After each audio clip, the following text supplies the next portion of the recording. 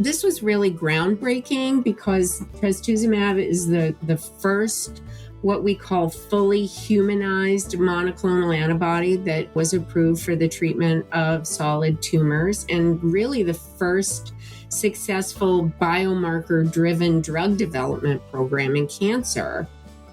Trastuzumab tends to actually be very well tolerated by most patients. When you think back to the initial discovery of trastuzumab and where we've come since then in 20 plus short years, it's really amazing where we had nothing in this setting before and now we have so much. You're listening to the Oncology Nursing Podcast, where ONS Voices Talk Cancer, a resource from the Oncology Nursing Society. Through conversations with subject matter experts, we examine the important issues in oncology nursing, from new treatments to patient-centered research to advancements in clinical practice. Join us as we hear from nurses in all facets of oncology care, from bench to bedside and everywhere in between. Welcome to the Oncology Nursing Podcast. Hello, and welcome to the Oncology Nursing Podcast. I'm your host, Stephanie Jardine, Oncology Clinical Specialist at ONS, and today we are joined by ONS member Diana Sutherland, nurse practitioner at the UC Health Barrett Cancer Center in Cincinnati, Ohio, and member of the Cincinnati Tri-State ONS Chapter, to discuss how oncology nurses can safely administer trastuzumab chemotherapy and manage its associated side effects. This episode is part of an ongoing series about outpatient oncology drug infusion. The others are linked in the episode notes. You can also earn free NCPD contact hours after listening to this episode and completing the evaluation we've linked in the episode notes. Thanks for joining me today, Diana. Thank you, Stephanie. It's a pleasure to be here. So to start us off, can you give us some background information on trastuzumab? Yeah, sure. So the story of trastuzumab is a very interesting one. And, with any drug development, it went through a lot of trials and tribulations, and it actually took about 20 years from the time the gene HER2 was identified back in 1979 to get to approval and use of patients. I think the credit of the discovery of trastuzumab goes to three really amazing men, two scientists, Dr. Weinberg and Dr. Ulrich, along with Dr. Dennis Slayman, who is a breast oncologist at UCLA. Their persistence really speaks volumes to getting this drug to approval and for use. So these men pursued the hypothesis that the HER2 antigen played a role in the growth of breast and ovarian cancers. Dr. Slayman had for a long time realized, as had many oncologists, that there was a certain group of breast cancer that responded initially to chemotherapy, but then these women recurred and didn't really respond to much of anything. And that's when they discovered that this had something to do with the HER2 gene. So Dr. Weinberg and Dr. Ulrich were at the time working for Genentech, which was a really fledgling company out on the West Coast at that time. And they pursued the studies of this, and they had multiple issues with the study. And at one point, it got tabled because Genentech decided that they weren't going to study cancer drugs anymore. And then somewhere around 1989, one of the senior officials of Genentech, his mother, was diagnosed with breast cancer that was HER2 positive. And suddenly the drug trastuzumab and getting that to approval was very important. And so in 1998, they were finally able to get approval for trastuzumab for the treatment of metastatic breast cancer that was HER2 positive. This was really groundbreaking because trastuzumab is the first what we call fully humanized monoclonal antibody that was approved for the treatment of solid tumors, and really the first successful biomarker-driven drug development program in cancer. And since 1998, it has gone on to be studied in multiple studies, 7 phase 2 or 3 clinical trials, and it's been used to treat over 2 million patients successfully, and has really changed the landscape of HER2-driven breast cancer from one that was really kind of a death sentence back in the early 90s to now a treatable, very curable cancer. And trastuzumab is really became the model for how we developed other monoclonal antibodies. That was a great history lesson on trastuzumab. I can remember when, this treatment was coming out and how exciting it was. Like you said, being the first fully humanized monoclonal antibody, as well as really kind of changing that direction of looking at a marker and utilizing that to help in treatment decisions. Right. Yeah. And I've been around in oncology long enough to remember that. And it really was so exciting when this came out. And for those women who were dying, it was life-changing. So yeah, very exciting. So what is the drug's mechanism of action? Yeah, so the HER2 gene is normally expressed on the cell membrane, and when it's functioning as it should, it regulates the growth and division and repair of healthy cells. But in some tumors, specifically breast and GI and maybe other tumors, there is a higher than normal level of that gene. And when there is that higher than normal level, those types of cancers tend to multiply more rapidly.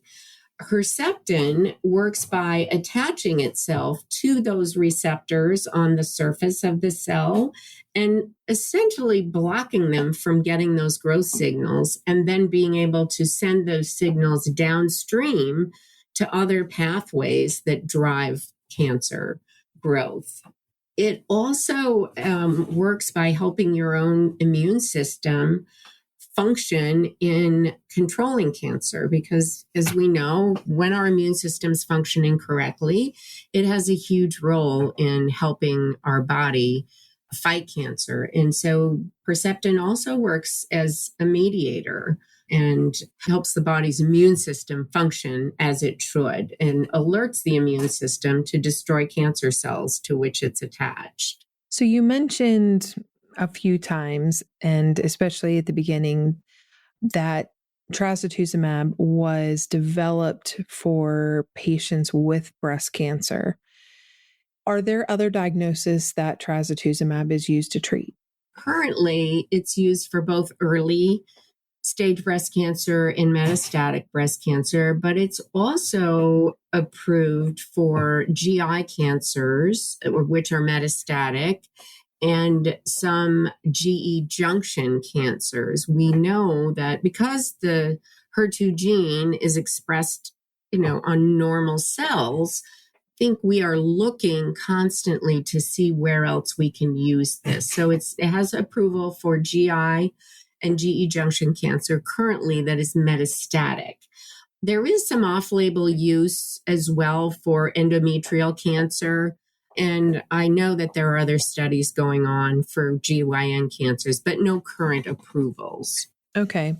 I mean, how wonderful is it that when this was initially developed, it was strictly looking at breast cancer, but as just testing has evolved and things like that now we are able to see that there are other diagnoses that have that marker, that HER2 marker, that now this drug that was amazing for specifically breast cancer patients can now be used in, a few different other cancers, and, looking for more that option might be available for. Yeah, absolutely. And I was talking to a colleague yesterday who works with other like head and neck cancers, and I know that that's certainly been an area of interest. So I think we're going to hear more to come with trastuzumab. I think that there's many, many possibilities for using it.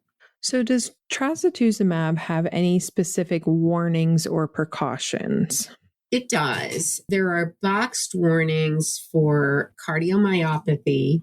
It does have the potential for infusion reactions, and I believe we're going to talk about that a little later.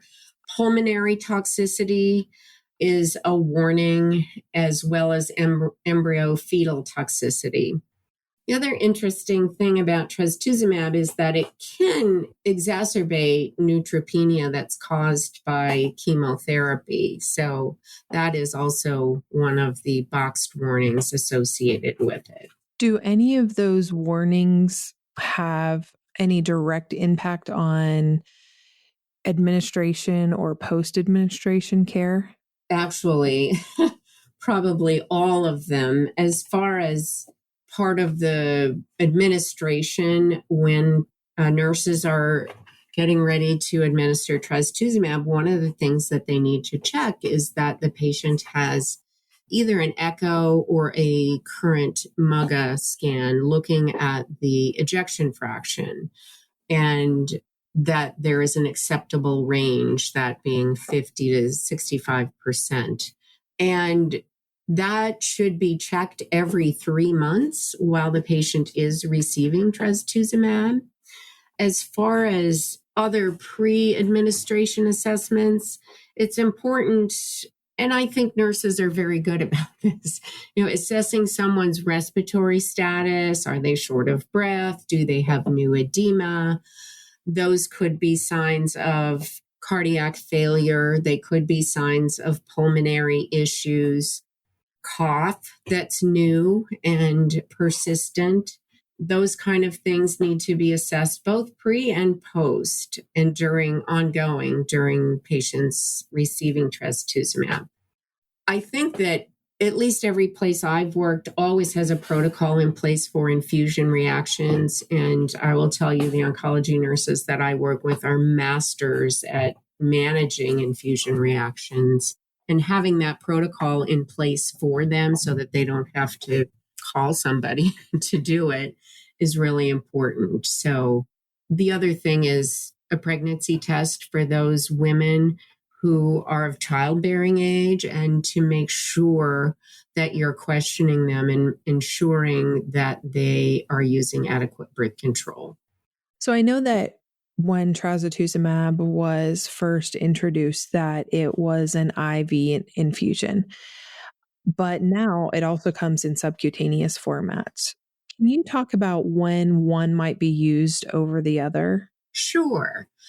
What I see most commonly still, and that's probably just where I practice because I know that the sub-Q formulations are used, but still IV is the most commonly used. And that's probably because the subcutaneous are newer, but the IV is used in both breast cancer and the gastric cancer regimens. The sub-Q is currently only approved for the breast cancer regimens, and the sub-Q form is only given in regimens where Herceptin alone is prescribed.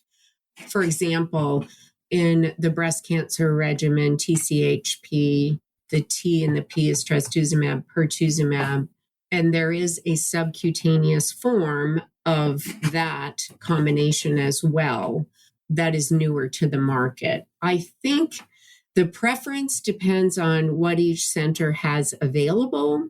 And as far as patients, I will tell you from what I know, the patients would probably prefer to get the subcutaneous injections. They're much quicker. The IV takes longer. It's at least a 30-minute infusion once they get their loading dose. And the subcutaneous injection is a 5 to 8 minute injection. So for the patient who has to come here every 3 weeks, preferably an 8-minute chair time, preferable to 30 plus minutes of chair time, depending on what they're getting. I think that each has equal efficacy and side effects. Okay, you mentioned the amount of time that it takes for those administrations. Are there any other nursing considerations that there would be for IV versus subcutaneous? Yes, so the dosing is different for the subcutaneous. So the Herceptin Hylecta, that is a 600 milligrams of trastuzumab and 10,000 units of hyaluronidase. And the hyaluronidase actually helps the trastuzumab absorb into the subcutaneous tissue. But that's a fixed dose. There's no loading dose required when patients are getting the subcutaneous forms. And there's also no dose adjustments for body weight. So when someone has a change in weight and they're getting IV trastuzumab, either a weight gain or a weight loss of 10% or more, we would consider changing the dose because it's weight-based. But for the subcutaneous injection, it's just a fixed dose. There's no weight adjustment necessary. So you were mentioning when we were talking about the IV versus sub-Q, the way it might be used in combination with some other treatments. What combination regimens is trastuzumab used in? And can you talk a little bit about how combination treatment might alter the nursing considerations for administration and patient management? Sure. So there's several regimens for the breast cancer population. The TCHP is one of the most common. The Taxotere, carboplatin, trastuzumab, and pertuzumab is one of the most common that we use. As there are also regimens containing doxorubicin, cyclophosphamide with either paclitaxel or docetaxel. And then there's a regimen with Taxotere, trastuzumab, and pertuzumab. As far as nursing and patient considerations, I think timing of the regimens, the TCHP regimen is a very long regimen. Patients can be in the infusion suite for 5 to 6 hours getting medication. There's a waiting period between the trastuzumab and pertuzumab infusions of an hour. So that's an extra added time. And so for patients, it's a really long day. The other regimens don't take quite as long, but they are longer regimens. For trastuzumab in general, with some of these regimens, there's no pre-med typically used for trastuzumab. Patients do get pre-medications for the chemotherapy part, but in general, we've known that trastuzumab is not associated with a lot of infusion reaction. However, they can happen. And so pre-med is not typically needed for that part. And as far as the nursing consideration for administration, typically the trastuzumab is given before the chemo part of the regimen in many of these. And they're built in to centers that have online treatment plans, places that use something like Epic. Those timings are built into the plan, so it's spelled out for the nurses. It makes it a little easier than when we used to have to do this on paper. That is a lot. And when you are, talking to a new patient and doing the education about what their treatment is going to be, and then you say to them, and you're going to be here for 5 to 6 hours getting this treatment, that's a lot for them to have to, wrap their mind around whenever they're looking and, trying to understand everything else. Exactly. And these are patients, for the breast cancer population, at least. I know that in the GI population, they tend to be metastatic.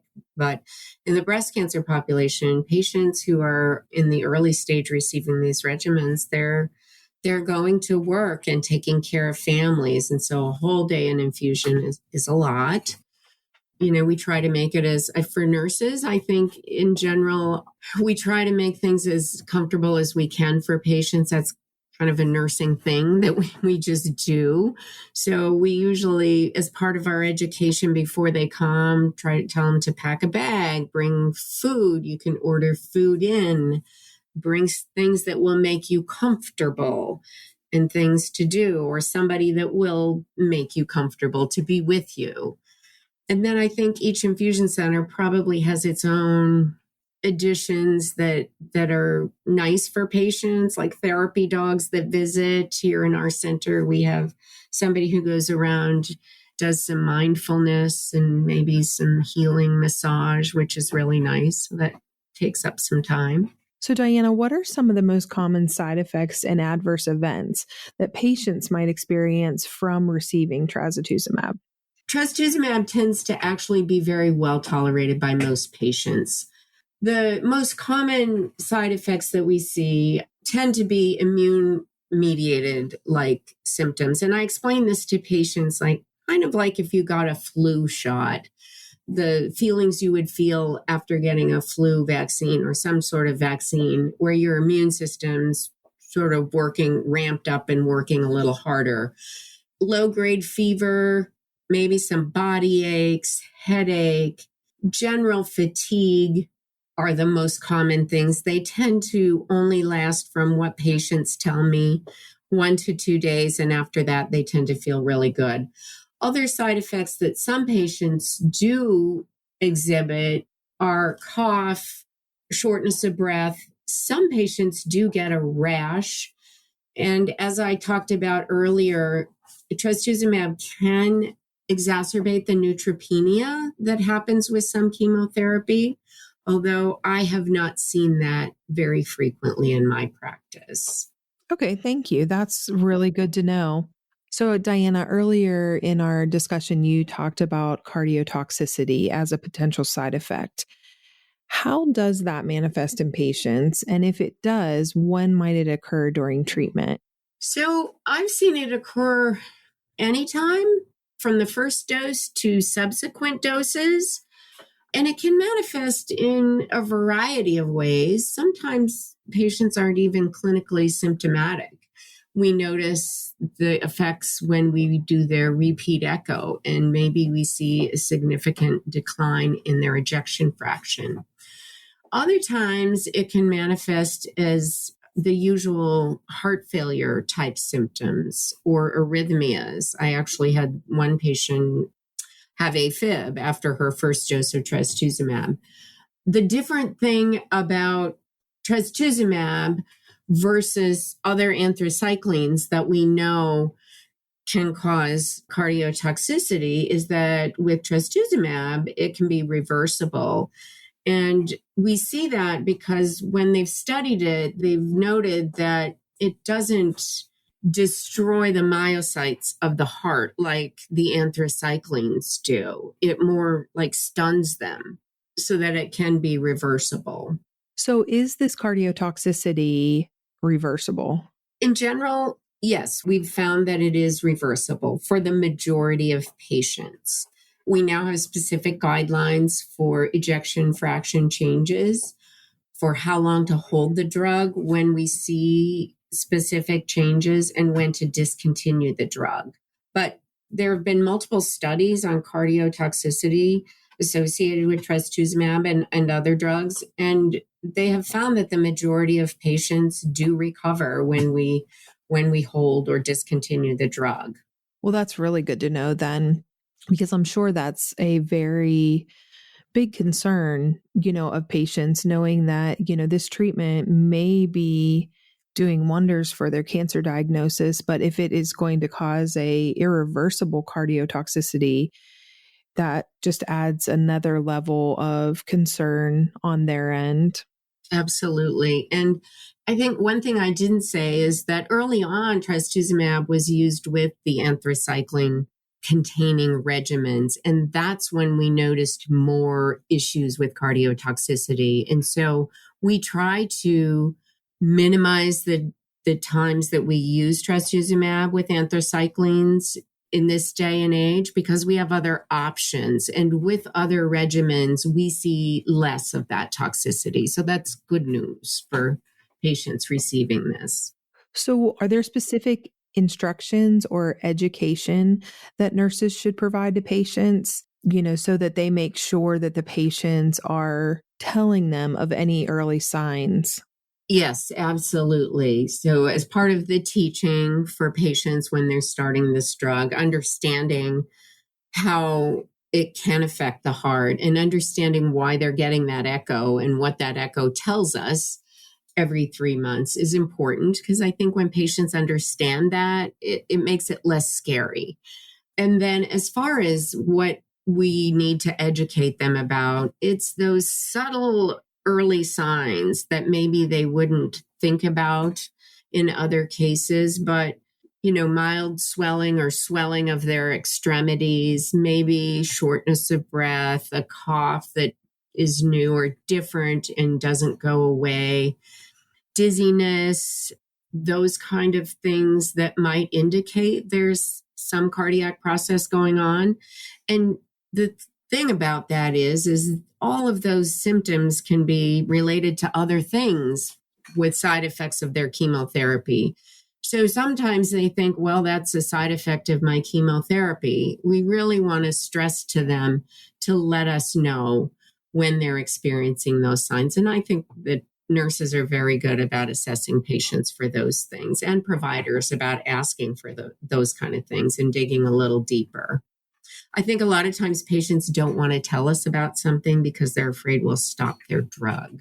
I agree with you on that. And I think it's just so important for us to be able to get that information across to them so that they understand how important it is, and they're not afraid to tell us that, and that, it is not going to be something that, okay, if you don't tell us, or if you tell us, we have to stop it, just to give them that comfort level and just really the understanding about why the importance of letting us know. Exactly. Are there any contraindications to using trastuzumab? I think very few, but of course, given what we've just talked about, I think consideration needs to be given to patients obviously with pre-existing cardiac diseases, and especially those with a lower ejection fraction. Not to say that we wouldn't consider it. I think that you just need to think about involving a cardio-oncologist or a cardiologist, depending on where you're practicing, as part of your treatment plan. Certainly, we would not administer in someone who's pregnant or lactating. I think you have to think about patients who have underlying interstitial lung disease because of that potential pulmonary toxicity. But in general, I think trastuzumab, we really want to be able to give this drug to patients because it works so well. And so I think we do a really good assessment and try to involve as many people as we can to make it as safe as we can for patients. So we talked a little bit about the patient education, especially surrounding the cardiotoxicity. Is there any other specific patient education that oncology nurses who are listening to us today should be aware of to provide? I think the other thing that I wanted to talk about, and because this came up with me recently, is rash. And it's not something we see frequently, but it's something we see. And we do see this with other oncology drugs, and it can be very distressing to patients. And so giving that as part of the education that a rash can appear, but we can manage that. And I think for oncology nurses, having education on how to manage that rash is really important because it is so distressing to patients. Okay, good.